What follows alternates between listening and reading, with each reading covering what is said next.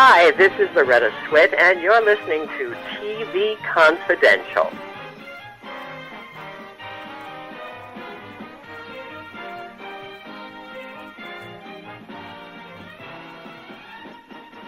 Ed Robertson welcoming you to TV Confidential, radio talk show about television. Patrick Kilpatrick will join us in our second hour. Patrick Kilpatrick, actor, producer, screenwriter, journalist, and a very respected acting teacher. Patrick overcame a tumultuous upbringing, a near-fatal car accident, and 2 other brushes with death to become one of the most accomplished and most famous screen villains on movies and on television over the past 30 years. It's a remarkable story. We'll tell you all about it when Patrick Kilpatrick joins us in our second hour. We hope you'll stay tuned for that. In the meantime, joining us later on this hour will be award-winning producer and composer Christopher Leonard. Christopher created the original songs that could be heard on the soundtrack of the movie Ugly Dolls. Ugly Dolls, the very first movie musical to feature a cast of all pop stars. Christopher Leonard will join us later on in this hour. We hope you'll stay tuned for that as well. In the meantime, we will start off the program by playing more highlights of our coverage of recent events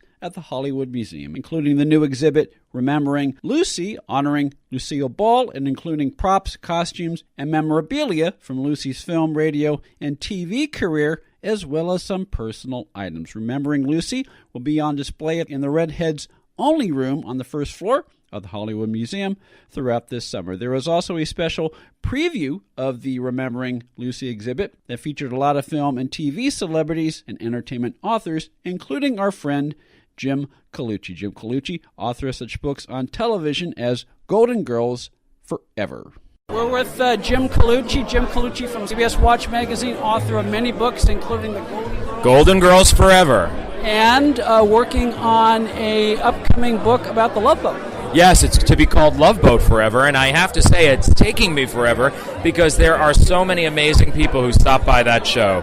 When you really think about the amazing breadth of guest stars that were around in the 70s and 80s, from the sirens of the silver screen and even the silent age like Lillian Gish, up through people who are now big and famous like Kathy Bates, Tom Hanks, Peter Scolari, Tim Robbins got an early role on the show, Billy Crystal.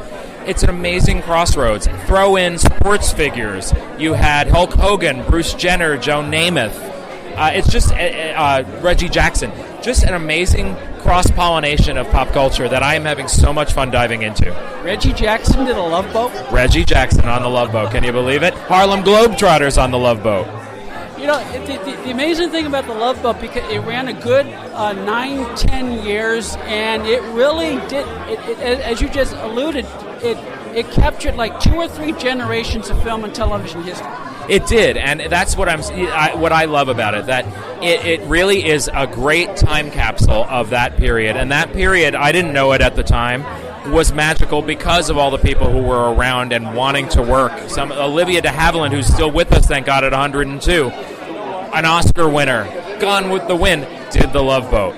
You know, the people who invented film, not invented stage, but were the first ladies of stage, like Helen Hayes. All of those people, we have a perfect time capsule now of their performance style. Yes, the Love Boat stories were not Shakespeare. They were silly.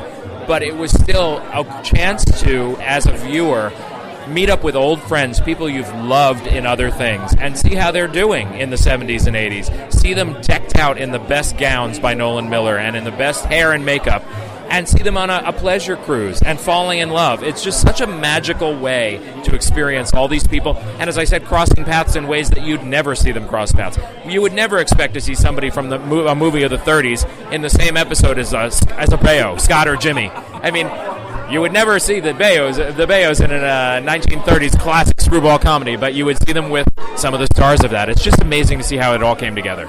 We're with Jim Colucci from CBS Watch magazine. Jim Colucci, author of Golden Girls Forever and the upcoming Love Boat Forever. We're at the Hollywood Museum as part of a special Lucy tribute to commemorate the 30th anniversary of Lucy's passing. I don't think Lucy did a Love Boat, but I think Lucy Arnaz did. Lucy Arnaz did not, as far as I know, but Desi Jr. did. Okay. Desi Jr. played a blind man who fell in love with Stephanie Zimbalist, a blind woman. There were blind people going on the Love Boat all the time. Well, because, the Love Boat was equal opportunity. It was equal opportunity, exactly. And so Lucy does have a Love Boat connection, but this is an amazing event because I love this Hollywood Museum. It's a beautiful space. It's historic. The walls, the bones are historic in themselves because they're the former Max Factor building. And then you add all of the great memorabilia they have, and they really do attract people who love this industry and actors who love this industry who are at this party right now, some of whom were on the Love Boat. For me to grab interviews, it's pretty good. I can go around the room and say, hey, let's talk Love Boat later. We've said this on our program. You can easily spend an hour just in the lobby alone of the Hollywood Museum. But the great thing about what Danelle Dadigan does with the Hollywood Museum is every floor there is something for everyone, no matter what generation you're from. And I'm so impressed by what they do here. And when you go to an upper floor of this museum, you walk to the back of the first floor, and as you said, it can take an hour because you're walking through all this amazing memorabilia put on top of the great bones of this is the Max Factor building. There's the brunette room, or the brownette room as it's called in there, and places where Lucy's red hair was invented in this building. And so it's you just to make your way to the elevator in the back could take you, as you said, an hour. You get in it, and it's a freight-size elevator big enough to carry, at one point it had the Batmobile in it. And so you ride up to these upper floors that must have had some industrial use for being so oversized, and they're perfect for great exhibitions. About a year and a half ago, there was a Batman exposition here that had props from the 60s show. Lee Merriweather was here, and Barbara Rush was here. Some of the alumni. Oh, of course, Burt Ward was here. Some of the alumni from the show. And so it really is a great nexus. It's right at Hollywood and Highland, which is right off the Hollywood Walk of Fame. And so it's a great way to celebrate this history in a town that doesn't celebrate its history very often or dedicate a lot of resources to it. So I love coming here. Jim Colucci loves coming here. You should, if anyone listening, if you're coming to Hollywood, you should definitely make the Hollywood Museum part of your stay in Los Angeles. When is Love Boat Forever coming out? Well, that's a good question. I have so much fun with the research phase of a book, and especially Golden Girls certainly was that way. I got to sit in a living room with B. Arthur and a living room with Petty White, with Rue McClanahan, and so certainly the research was the best part of that book as well. But what's really great about The Love Boat is when you think of the sheer volume of people you love who stop by that show. As I said, nearly 300 episodes, a good half dozen to a dozen guest stars per episode. When you do the math, even if a lot of them have passed away, there's half of them are still around. And so there are thousands of people I adore that I could spend the rest of my life tracking down if I wanted to. And I love the research part of it. So I am still researching after 2.5 years, and I really should just get down to writing the book already. Well, when you're ready to write the book and when you're ready to release it, we'll definitely have you back on TV Confidential. I would love that. I'm going to hold you to that. Thank you, Jim Colucci. Thank you, Ed. This is great. Jim Colucci, author of Golden Girls Forever and the forthcoming book Love Boat Forever, from the opening night festivities for the Remembering Lucy exhibit. Remembering Lucy will be on display in the Redheads Only Room on the first floor of the Hollywood Museum throughout this summer. For more information, go to thehollywoodmuseum.com. Also in attendance that night was our friend Barbara Van Orden. Barbara Van Orden, singer, actress, and executive producer of LA's Next Great Stage Star competition, which launches its 19th year in Hollywood on Sunday, May 26th. Barbara, thanks for joining us. It's LA's Next Great Stage Star, and I'm so happy to see you. And it's a lovely event. And, of course, Lucy, one of a kind, just gorgeous talent, the woman. And speaking of gorgeous talent, LA's next big, it's like American Idol, but for the theater. Well, LA's Next Great Stage Star is a competition show, 6 weeks for young talent for Broadway and the beautiful musical shows, musicals in Vegas and on Broadway. And we've been very, very successful because most of the winners have gone on for wonderful contracts to star on Broadway. And my partner is Michael Sterling, who created LA's Next Great Stage Star. And we're going to be at the El Portal Theater starting in June for 6 Sundays. And we would love to have everyone come. And it's a wonderful, wonderful competition. It gives young talent a chance to hone their craft. And the judges are agents, casting people, and producers and directors of now. People that can help them, people that can get them jobs. and it's been very, very successful. We've also had some delegation from New York come out, and it's wonderful, and we're so very happy to help young talent like this, because there's nowhere else that young talent, especially for Broadway stage, could be helped like this. You're helping young talent, you're giving them opportunities for live theater, and the important word is live. I mean, live, you know this as a live performer. You have to think on your feet. And of course, if you're in a musical, you have a part. You're hopefully the star of it, If not, you have a very wonderful part. But you know your lines, you study them, and you work with the various other actors, and you know when to come in and so forth. But the wonderful thing about LA's Next Great Stage Star is because young talent, when they go into a casting director, they give the 8x10 glossy. Well, many times it doesn't even look like the person. Maybe the woman has changed her hair color. Maybe she's thinner. Maybe she's heavier. Who knows what? And the casting people, they just look at them and throw them, well, yes, no, this one looks all right. Because when I had my production company at Universal Studios, it was CineQuest. And we would go through many, many, many pictures. And it was not good because we didn't get to really see the person. Well, LA's Next Great Stage Star, you see them for 6 weeks, and they're being critiqued by the experts, and that way, when they go in for their auditions, they are really prepared because they know what the casting people are looking for, what the agents are looking for to represent them. It's been a very big help to them, and I think it's made many, many careers. And we're just so delighted and happy to be able to provide that for them. It sounds like a master class. In a sense, yes, it is. Yes, it is. And they say one week they sing something from Sondheim. Maybe the next week it's something from another Broadway show or various things, each which is something different. But during those 6 weeks, they have a chance to work with a musical director. And that helps them along also. And we had one fella one year, he was a magnificent talent. But when he would sing, he made strange faces. And the casting person said to him, "Are you aware that when you sing, and you sing beautifully, you're making faces?" He said, "I am." And they said, "Yes, go home, sing in front of the mirror, and take a look." Well, he came back that next week, no more faces, and sang out. And he said, "My God, had I not realized or had a critique of that, I would be still doing it, and I would never be getting jobs because I was making a kind of a crazy face, when I was singing." Or, many times they sing something that is not for them, or it's not in the range. Well, they're guided along in these 6 weeks, and it helps them to know what kind of material to choose. Or when they're going in for the casting director, what is the casting director looking for? Am I singing the right stuff for them? Am I presenting myself well? So they learn all of this, and many of them, in fact, most of them, have gotten agents that didn't have agents, but have gotten agents. Now, these people that are competitors, they're not people who say, "I think I can sing in the shower." They come out of the theater schools, or they come out of USC, or they come out of UCLA, or they come the drama department. And some of them have worked already, and most of them have. So it's really fine-tuning good talent to become great talent.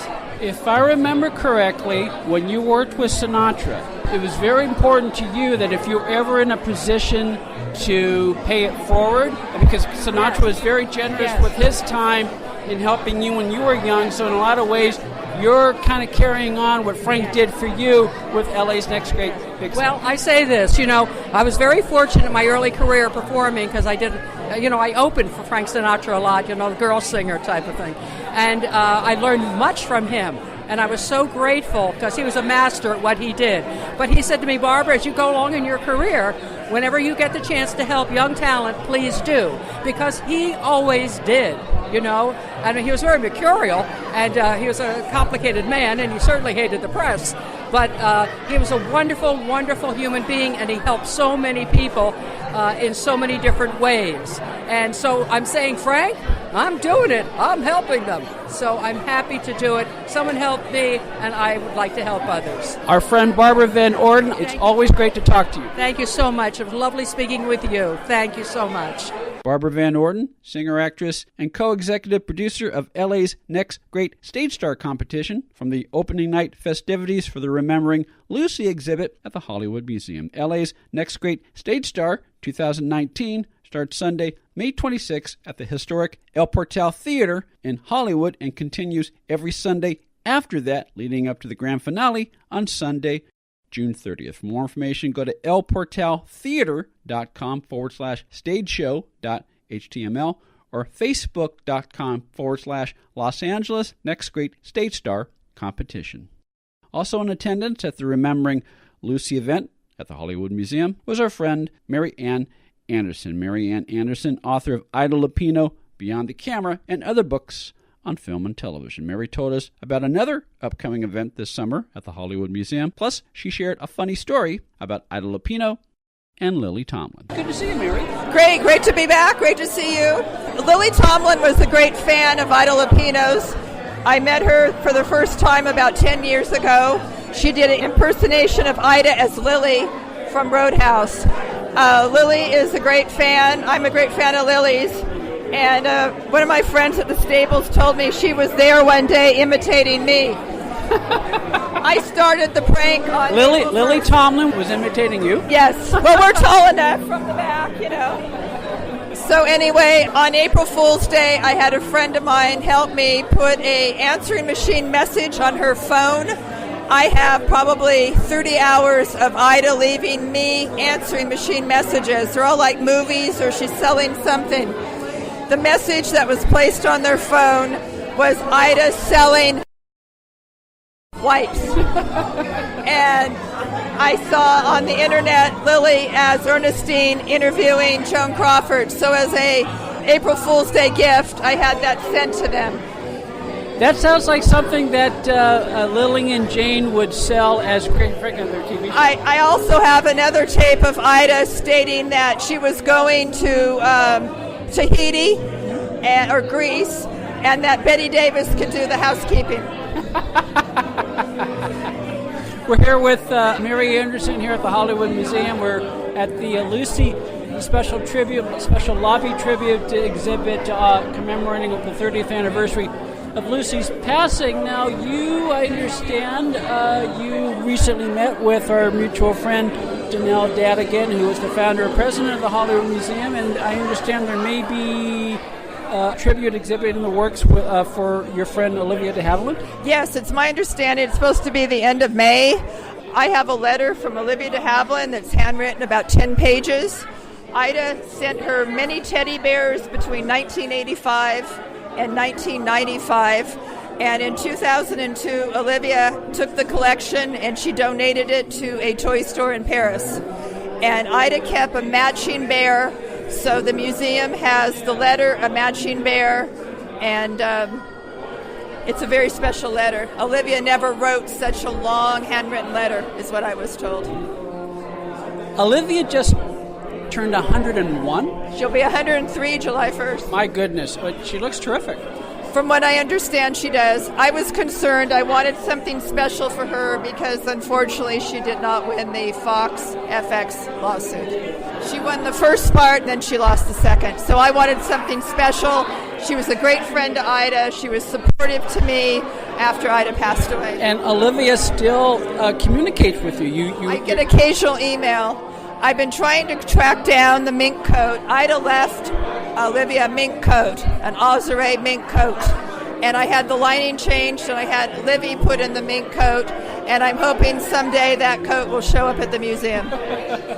Well, in the meantime, we will look forward to the special Olivia de Havilland exhibit that is coming up later this summer at the Hollywood Museum. Great. Thank you so much, Ed. Mary Ann Anderson, author of Ida Lupino, Beyond the Camera, and other books on film and television, from the floor of the Hollywood Museum at the opening night festivities of the Remembering Lucy exhibit. Remembering Lucy will be on display in the Redheads Only Room on the first floor of the Hollywood Museum throughout this summer. For more information, go to thehollywoodmuseum.com as well as facebook.com/The Hollywood Museum. You can also follow the Hollywood Museum on Twitter and on Instagram at Hollywood Museum. There was also an event last week at the Hollywood Museum honoring Richard Pryor Junior Richard spent a few minutes chatting with us. We will play that conversation at the end of our second hour. We hope you stay tuned for that. In the meantime, we'll take a quick time out. Then Christopher Leonards will join us next on TV Confidential. Got a product or service that you want our listeners to know about? Become an advertiser or underwriter of TV Confidential and let our brand help promote your brand. For more information, go to televisionconfidential.com/advertise or visit the TV Confidential page at advertisecast.com. Ed Robertson along with Tony Figueroa and Donna Allen from Story Salon, Southern California's longest-running, regularly performing live storytelling ensemble, which I understand is at a new location. Yeah, we're very excited about it. We're moving actually to the Party Art Studio on Laurel Canyon Boulevard, 5302 Laurel Canyon. It's a new art gallery, and it's beautiful. It's beautiful. Donna and I have been involved with Story Salon for the last 9+ years. We're going to be in an art gallery now. We're going to have a $5 cover, some nice refreshments, and a wonderful eclectic evening of storytelling. Which is a great environment because, it as you say, the word is eclectic, and for $5, it's a great evening of entertainment. You can't ask for much more. No, not at all. And these stories, some of them are funny, some of them are tragic, some of them are a little off the wall, but we just have a wonderful time keeping the art of storytelling alive. And you can find out more about it by going to storysalon.com. Accredited by Guinness World Records, welcome to Archival Television Audio Incorporated, a peerless TV soundtrack archive, preserving the audio from television's first 3 decades, the 1950s, 60s, and 70s, the golden and silver age of television. For more information, go to atvaudio.com. We're Biffle and Schuster. How do you do? We turned up here to spread some cheer and entertain you. That's right, we're Biffle and Schuster. I'm Benny Biffle, and this is Sammy Schuster. And we're here to tell you about this amazing DVD, not BVD, DVD, that just came out from a company called Kino Lorber. And you know what Kino Lorber means, don't you, Sammy? I sure do. It means sales. Lots of sales. This collection is called The Misadventures of Biffle and Schuster. That's right. Mm-hmm. Those guys it's terrific. Good. Yeah, you know what Joe Dante says about them? What did he say? He says, forehead slapping funny. What impresses is the dogged authenticity to the era, which makes it all the more hilarious. Absolutely. Accent on the high. We're Biffle and Schuster, as you can see. No one else can make that statement louder than we. They say we're soporific, and it's probably we. Because we're Biffle and Schuster. Oh, we're Biffle and Schuster. No, we're Biffle and Schuster. B-I-F-F-Biffle, Biffle. S-H-W-S to Schuster. Biffle and Schuster. Need we say more? Available wherever DVDs are sold through our friends at Kino Lorber. All right, you loafers, get back to work. What am I paying you for? Why is he yelling at his shoes? You can listen to this show all over again as a podcast on TuneIn, iTunes, Spreaker, SoundCloud, Stitcher, and other podcast platforms. Best of all, it's free. To find out how to subscribe to the TV Confidential podcast, go to the homepage at televisionconfidential.com and click subscribe now.